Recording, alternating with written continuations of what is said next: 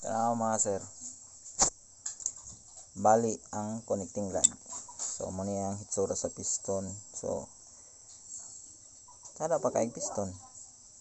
Pag abot dire, tara yan sumpay nabali. So tanaw ninyo ang head niya.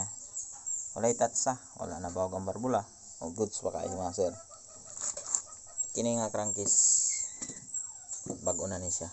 Sikanhan pero ang crankcase gid niya mismo ani mga sir na damage, nabuwak.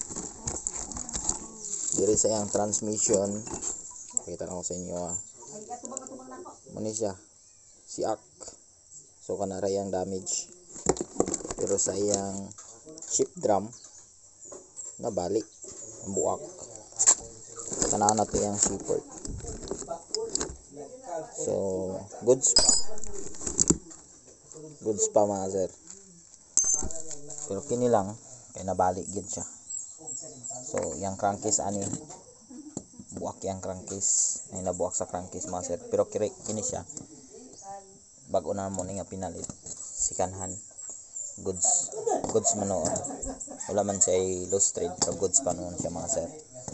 So ang transmission nani ilisa namo. So kini mo itaod PGT nga transmission. So i-try pa namo ni kung plug and play ba. So mga tanak ko sa inyo mga master dia. Kini kay nabali man unsa man gi pinaka hinungdan ani mace gear ba or unsa bay na daw unsa bay hinungdan jud ani mismo anong nabali ni siya mga sir. 57 ra ni siya mga sir. All scam.